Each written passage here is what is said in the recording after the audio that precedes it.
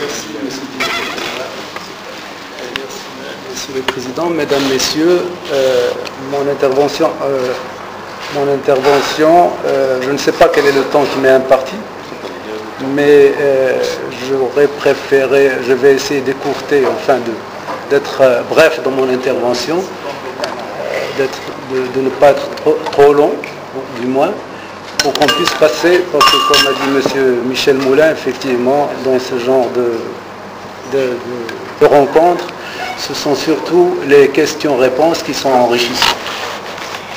J'ai donc reçu de monsieur le directeur général de l'ISCAE une invitation pour aujourd'hui, et quand je l'ai lu, j'ai vu que, disons, et avec certains axes qui sont cités là-dedans, Tessir Asri Mouhaïkel, Madaris Takwin, Muhammama, Autor Wataniya Koufat, Jizat, etc.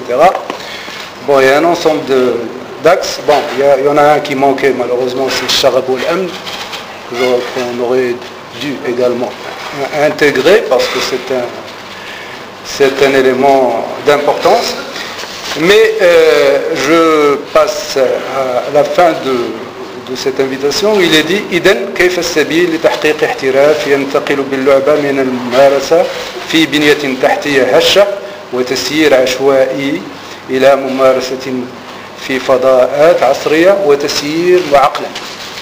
Ça, je pense, c'est l'essentiel de notre thème d'aujourd'hui. Alors, je tiens d'abord à préciser que j'interviens ici en tant que ex-président du Raja.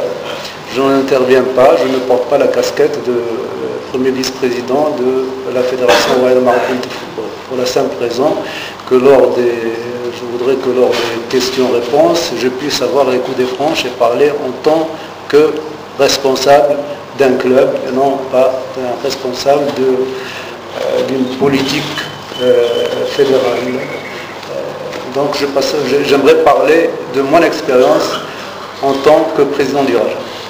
Maintenant, pour ce qui concerne le passage de l'amateurisme au professionnalisme, il est vrai qu'il y a un ensemble de textes qui sont préparés, il y a une volonté manifeste. Il y a d'abord la lettre royale dont tout le monde a pris connaissance, mais il y a également plusieurs chantiers qui sont lancés, alors je reste dans le cadre du football, plusieurs chantiers qui sont lancés à la fois par le ministère et par la fédération. Au niveau de la fédération, je vais en parler brièvement, il y a plusieurs commissions qui travaillent et qui font un travail important, un travail très riche. Ce sont des gens qui ne se mettent pas en devant de la scène, mais ce sont des gens qui font un travail, je ne dirais pas en coulisses, mais un travail qui se fait discrètement, efficacement, et dont j'espère les retombées se feront connaître ou auront lieu d'ici peu. Alors, il est vrai qu'il y a un constat à faire. D'abord, c'est qu'effectivement, notre football national a régressé. Et ça, personne ne le conteste. Nous sommes aujourd'hui classés, nous avons un mauvais classement FIFA, nous sommes mal classés en Afrique, nous sommes dans un groupe, aujourd'hui, vous avez des pays comme le Cameroun, le Nigeria, l'Égypte, la Tunisie, le Ghana, la Côte d'Ivoire, etc., pour ne citer que ceux-là qui nous ont dépassés de loin. Nous sommes dans un second groupe où il y a le Mali, l'Algérie qui se détache un peu, le Togo, la Guinée, etc. Alors, quand on fait ce constat, effectivement, il y a beaucoup, mais maintenant positivement.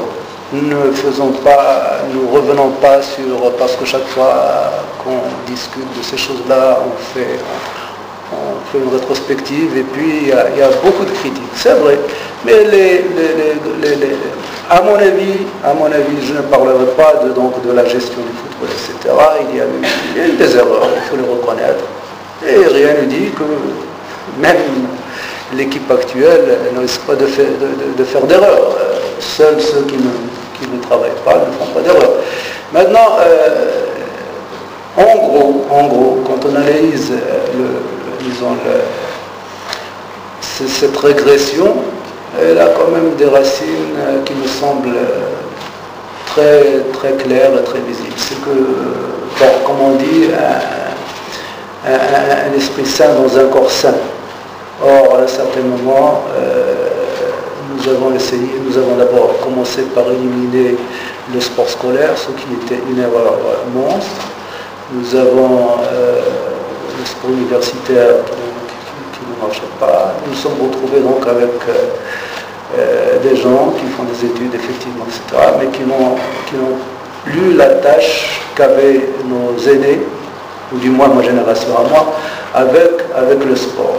Voilà un aspect. Les autres aspects, je n'aimerais pas les aborder parce que, comme je vous ai dit, c'est un problème. Maintenant, quid, que faire? Il y a, comme je vous ai dit, beaucoup de chantiers.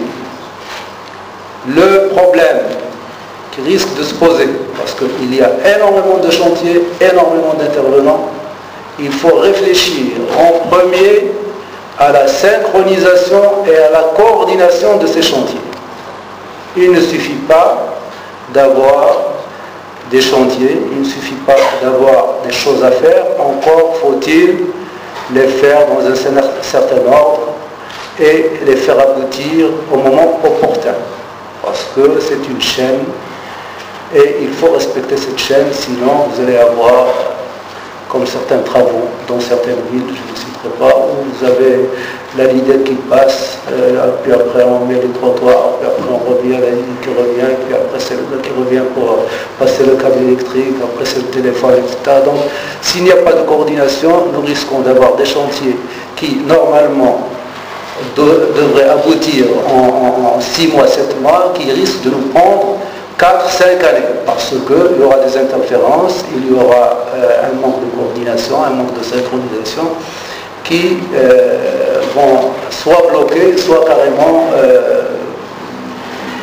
arrêter les choses et décourager les personnes qui sont chargées de ces dossiers. Alors aujourd'hui, bien sûr, les performances médiocres du football national, tout le monde le vit. Il y a, comme a dit M. Moulin, ce qui est vrai, il y a certains éléments qui sont tout à fait humains et qui ont eu une incidence sur l'équipe nationale A. Il a parlé de l'incompréhension entre les locaux et les joueurs dits professionnels qui jouent à l'extérieur. Il n'y a pas eu que ça, il y a également l'incompréhension, même sur le plan langage, la langue, au niveau des joueurs qui venaient de divers horizons. Mais laissons tout ça de côté. Aujourd'hui,